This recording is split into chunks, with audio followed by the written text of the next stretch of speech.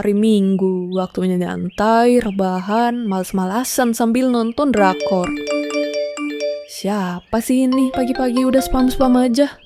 Tante Murni, tumben. Biasanya kalau ngechat cuma pas mau lebaran, pas butuh duit, atau pas mau pamer barang-barang branded KW-nya itu. Ada perlu apa dia ini sampai nelpon lagi? Halo Rina. Rina, kamu di rumah kan? Tante sama Dika lagi di jalan nih, mau mampir. Kita udah deket, paling 15 menit lagi sampai. Sekalian mau ngobrolin hal penting soal warisan tanah kakek yang di kampung. Jangan kemana-mana ya. Oh iya, siapin cemilan juga ya, yang banyak. Dika belum sarapan. Halo Tan. Ya ampun, kebiasaan. Main tutup aja tanpa nunggu jawaban. Warisan tanah kakek? Tanahnya kan udah dijual buat biaya rumah sakit nenek 5 tahun lalu. Tante Murni sendiri malah yang pegang uangnya. Bahkan aku nggak lihat speser pun sisanya. Apalagi yang mau dibahas? Siapa lagi nih? Tante Murni bilang 15 menit lagi. Ini baru 2 menit. Ya, sebentar. Rin, ya ampun Rin, untung kamu ada di rumah. Maaf banget ya ganggu pagi-pagi. Aku bingung banget ini mau kemana lagi. Beneran deh Rin, aku udah buntu banget. Kenapa Mbak Laras? Ada masalah apa? Masuk dulu Mbak. Duduk dulu. Gak usah masuk deh Rin, aku buru-buru. Gak enak juga sama suami. Gini Rin, si Baim, kucing Persia kesayanganku itu sakit parah, muntah-muntah dari semalam. Aku gak tega lihatnya. Kayak lihat anak sendiri yang sakit. Dokter bilang harus operasi hari ini juga. Kamu ada duit simpenan gak Rin? Dikit aja. Cuma 5 juta kok. Nanti kalau suamiku gajian tanggal 25. Atau paling lambat bonus bulan depan deh. Pasti langsung aku ganti kok. Sumpah deh Rin, demi Tuhan. 5 juta? Gak dikit itu loh Mbak. Lagian Mbak Laras bukannya bulan lalu minjem juga 3 juta buat benerin mobil. Katanya mau diganti minggu depan. Tapi sampai sekarang belum ada kabar. Terus 2 bulan lalu buat bayar catering katanya. Itu juga belum lunas loh Mbak. Totalnya udah hampir 6 juta sama yang dulu-dulu. Ya ampun Rina, kamu kok hitung-hitungan banget sih sama temen sendiri. Aku ini lagi kena musibah loh, emergensi. Nyawa makhluk hidup ini Rin. Masa kamu tega liat gue mati cuma gara-gara uang? Kerjaan kamu kan bagus, gajinya besar, single, belum punya anak, belum punya tanggungan. Uang segitu mah cuma buat uang skincare, uang ngopi sama kamu. Jangan sombong lah jadi orang. Roda itu berputar Rin. Siapa tahu besok kamu yang butuh aku. Bukan sombong Mbak, tapi aku juga punya kebutuhan. Itu atap rumahku baru bocor kemarin, mau dibenerin buat berobat ibu juga besok. Maaf ya Mbak, kali ini aku bener-bener gak bisa bantu. Apalagi kalau pinjaman yang lama belum ada itikat baik buat dibayar. Ya udah, kalau nggak mau bantu nggak usah ceramah-ceramah, bawa-bawa perobatan ibu segala. Alasan aja loh. Padahal aku niatnya mau bayar sekalian. Nanti kalau cair semua. Orang kaya baru emang beda ya mentalnya. Pelit nanti kalau kucingku mati. Kamu yang nanggung dosanya di akhirat. Ingat itu. Astagfirullah, sabar Rina, sabar. Orang sabar disayang Tuhan. Dosanya aku yang nanggung. Logika macam apa itu? Kucing dia yang sakit, aku yang masuk neraka karena gak ngasih duit. Ajaib ya.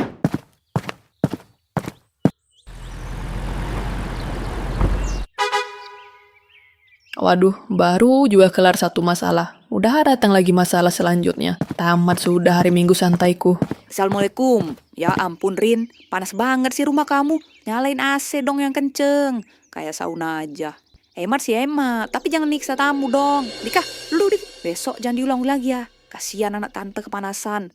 Kulitnya sensitif kalau keringetan. Bisa-bisa langsung merah-merah nanti. Barina, ada minuman dingin nggak? Soda gitu, atau es kopi susu. Haus nih, macet parah dari tadi. Waalaikumsalam. Adanya air putih sama teh manis, Dik. Nanti Mbak ambilkan es batu. Oh ya, tumben tante mampir pagi-pagi. Ada urusan penting apa soal tanah kakek? Perasaan urusannya udah selesai 5 tahun lalu. Ya namanya silaturahmi Rin. Masa nggak boleh? Ini gordennya baru ya? Bahannya jelek, agak kasar gitu. Pasti beli di pasar grosir ini. Harusnya tanya tante dulu. Tante punya kenalan butik gorden impor. Bagus-bagus tuh di situ. Oh ya, to the point aja. Tante denger dari ibumu pas nelpon kemarin. Katanya kamu baru dapat bonus tahunan ya dari kantor. Lumayan besar ya katanya. Sampai-sampai bisa ganti sofa gini. Ibu, aduh, ibu tuh polos banget sih. Kenapa harus cerita ke Tante Murni? Iya Tan, rencananya buat bayar cicilan rumah, biar tenornya cepet kelar. Sama bayar asuransi kesehatan ibu setahun ke depan. Kenapa memang ya Tan? Mbak, pas IP-nya apa nih? Kuota gue udah mau habis, penting soalnya. Sekalian ambilin charger iPhone dong yang pas charging. Kabel gue ketinggalan di mobil. Passwordnya cari kerja biar mandiri. Huruf besar semua, nggak pakai spasi. Pedes banget sih mulut lo mbak. Santai elah. Gue tuh bukan yang gak mau kerja, tapi belum ada passion yang cocok. Lo ini visioner mbak, gak mau jadi budak korporat kayak lo. Berangkat pagi, pulang malam, gaji nggak numpang lewat. Tua di jalan yang ada. Gue mau jadi pengusaha, bos buat diri gue sendiri. Pengusaha apanya? Bisnis ikan cupang dia kemarin bangkrut. Duit modalnya dibeliin Diamond Mobile Legend. Terus bisnis kaos sablonnya juga rugi karena desainnya ketahuan jiplak dari orang lain. Jangan gitu Dika, Rina kan bisanya cuma kerja kantoran, gak punya visi bisnis besar kayak kamu. Maklumin aja. Jadi gini loh Rin, Dika ini dapat peluang emas, investasi kripto. Katanya untungnya bisa 20-30% per bulan. Bayangin, daripada uang kamu diam di bank dimakan inflasi, cuma dapat bunga recehan, mending diputerin sama Dika. Hitung-hitung bantu sepupu biar sukses. Nanti bagi hasil, kamu dapet, Dika juga dapet. Investasi apa, Tan? Jelas nggak legalitasnya? Terdaftar OJK nggak? Dika, kamu beneran pahamin gituan? Hati-hati loh, banyak penipuan sekarang. Lo mah skeptis mulu, negatif thinking mulu, makanya gak kaya-kaya, mental miskin. Ini kripto mbak, masa depan ekonomi dunia. Gue butuh modal 20 juta doang kok buat beli koin Nichin yang lagi rame. Kecil lah buat karyawan teladan kayak lo. Bulan depan gue balikin 25 juta. Pasti untung ini mbak. Gue udah pelajarin grafiknya. Gak ada, Dik. Mbak nggak ada uang kas segitu. Lagian aku nggak percaya yang instan-instan. Prinsipku, uang itu hasil keringat, bukan hasil untung-untungan. Lagian, mending kamu lamar kerjanya bener, Dik. Lowongan admin gudang ada tuh di kantor Mbak kalau mau. Gajinya UMR, plus lembur lagi. Admin gudang, gaji UMR. Ogah, panas debu ngangkat-ngangkat barang. Mana level buat gue? Gue sarjana ekonomi, mbak. Ya Allah Rina, tante gak nyangka kamu sepelit ini sama darah daging sendiri. Ingat gak dulu pas kamu kecil, pas TK, siapa yang beli kamu es krim pas ibu kamu gak punya duit? Tante Rin. Tante juga yang gendong kamu pas nangis jatuh dari sepeda. Sekarang Dika butuh dukungan sedikit aja buat masa depannya. Kamu tutup mata. Mentang-mentang udah jadi orang kota, lupa keluarga. Dika itu laki-laki Rin. Dia harus punya modal buat meminang anak orang nanti. Kamu kan perempuan, nanti juga dinafkahi suami. Ngapain kumpulin harta banyak-banyak? Mulai deh, jurus ungkit masa lalu. Mana es krimnya 500 perak, ini mau minjem 20 juta. Dan apa katanya? Perempuan gak perlu punya uang, aduh. Tega kamu Rin, tega. Padahal tante cuma minta tolong sedikit. Tante kira kamu anak baik. Halo, saudara Dika Pratama. Anda jangan lari ya. Anda sudah telat bayar 3 bulan. Total tagihan di aplikasi kami dan 3 aplikasi lainnya sudah 25 juta rupiah. Kalau hari ini tidak dibayar, kami sebar data Anda. Kami hubungi kantor dan kontak darurat Anda. Kami tahu posisi Anda sekarang di mana. Investasi kripto atau buat gali lubang tutup lubang pinjol, Dik. Itu beda lagi urusannya mbak. Gue dulu gila main judi. Maksudnya salah investasi. Justru makanya butuh modal kripto biar bisa lunasin. Lo bantuin lah mbak. Nama lo udah gue jadiin kontak darurat. Kalau gue gak bayar, lo yang diteror. Apa? Kamu bilang apa barusan? Kamu jadi nomorku kontak darurat tanpa izin. Pantesan nomor gak dikenal nelponin aku terus dari minggu lalu. Nawarin promo lah, ngancem lah. Itulah kamu ya? Ya wajar dong Rina. Kamu kan saudaranya yang paling mapan, paling sukses. Masa Dika masukin nomor tante? Tante kan janda, pensiunan, gak punya uang. Harusnya kamu bangga dipercaya sama sepupu sebagai penjamin. Udah deh, jangan diperpanjang. Bayarin aja dulu itu 25 juta. Kasian Dika dikejar-kejar debt kolektor serem gitu. Kamu mau tanggung jawab kalau dia stres? Kalau dia nekat bunuh diri gimana? Hah? Tante, Dika, silakan keluar. Apa? Kamu ngusir tante? Adik bapakku sendiri. Kamu mau kualat? Iya, aku mau ngusir tante. Dan kamu Dika, dengerin mbak baik-baik. Kamu laki-laki, 27 tahun, sehat walafiat, tangan lengkap, kaki lengkap. Malu Dik, malu sama tukang parkir depan yang panas-panasan cari duit halal. Kamu jual nama saudara, jual harga diri buat gak hidup. iPhone keluaran terbaru, outfit branded, tapi bayar utang juga gak mampu. Alah bacot lu, mentang-mentang punya duit belagu.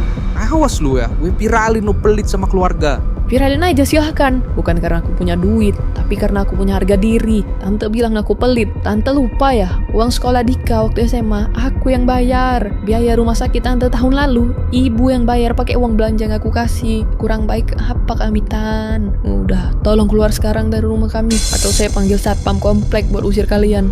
Hebat ya kamu sekarang. Oke, kami pulang. Tapi ingat Rina, air susu dibalas air tuba. Jangan harap tante anggap kamu keponakan lagi. Dasar anak durhaka. Nanti kalau kamu susah, jangan ngesot ke rumah tante ya. Ayo Dika, kita pergi dari rumah neraka ini. Lihat aja lo mbak, gue bikin nyesel lo seumur hidup.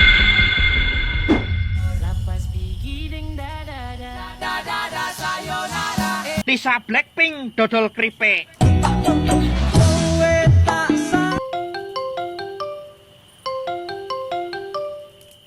Halo, ini siapa ya? Rina Wulandari, tolong sampaikan sepupu Anda, Dika, bayar utangnya. Anda sebagai penjamin harus bertanggung jawab. Kami akan kirim orang ke rumah Anda. Saya tidak pernah tanda tangan persetujuan jadi penjamin. Itu ilegal. Jangan hubungi saya lagi atau saya lapor polisi. Aduh, kepalaku mau pecah rasanya. Di grup WhatsApp keluarga besar, Tante Murni udah mulai menyebar narasinya. Dia bilang aku mengusirnya saat dia sakit, bilang aku durhaka. Beberapa sepupu yang gak tahu apa-apa mulai menyindir di status, bilangin orang kalau udah kaya lupa tanah pijakan. Sakit rasanya. Sakit banget dipitnah darah daging sendiri.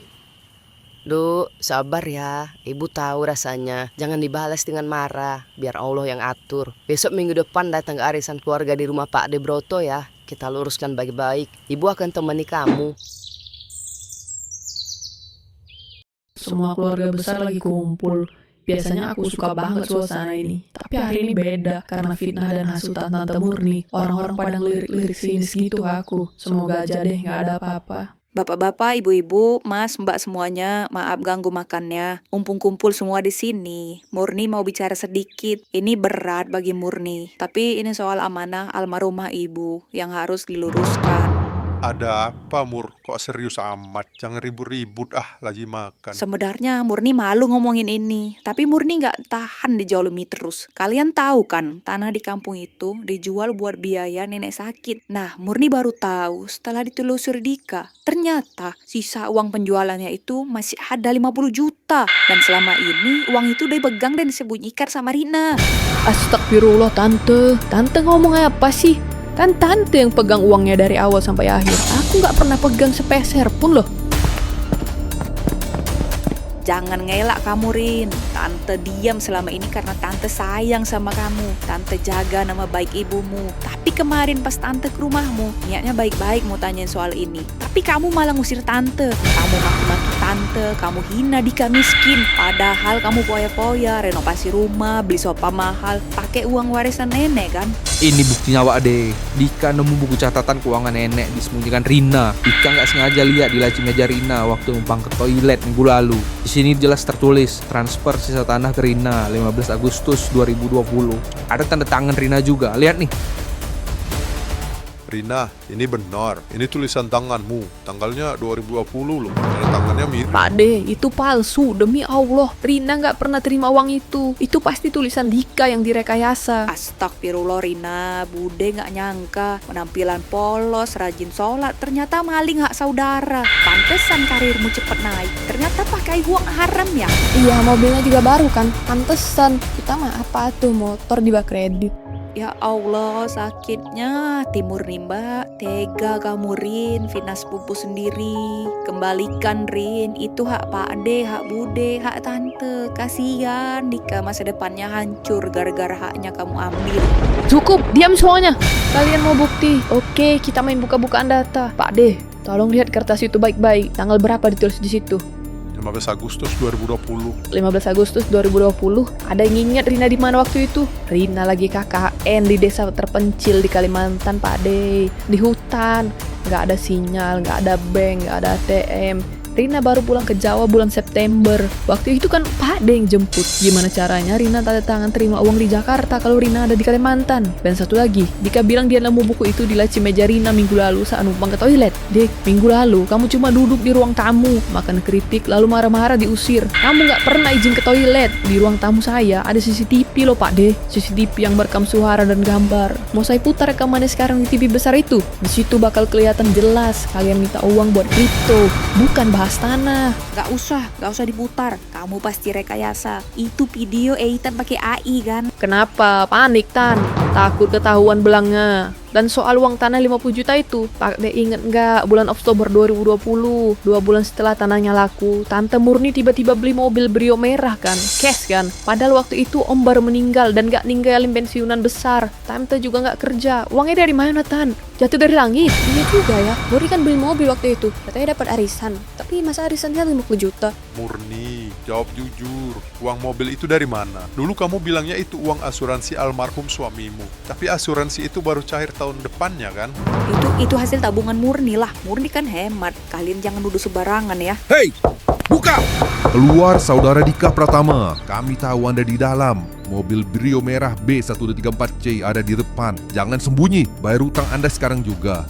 Mampus, mereka ngelacak GPS HP gue nih. Mah, gimana ini mah? Dika, siapa itu teriak-teriak di rumah saya? Bikin malu kampung aja. Ibu Murni juga keluar. Ibu tanda tangan sebagai penjamin utama. Total hutang 50 juta rupiah sudah jatuh tempo. Keluar atau kami dobrak pagarnya dan sita paksa mobilnya. Nah, Pak De, Bude, sepertinya pertanyaan kemana larinya uang tanah dan siapa yang sebenarnya punya masalah keuangan sudah dijawab langsung sama tamu istimewa di depan. Itu bukan tamu undangan Rina loh. Mas Broto, tolong mas, pinjamin Murni uang mas. Mereka serem banget, mereka bawa parang mas. Tolong Murni mas, Murni janji ganti.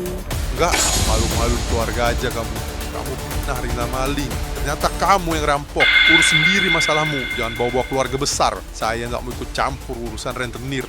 Gimana rasanya, Tan? Sakit kan dituduh? Sakit kan dipermalukan? Sekarang Tante nikmati hasil investasi Tante dan Dika. Rina mau bawa ibu pulang. Assalamualaikum.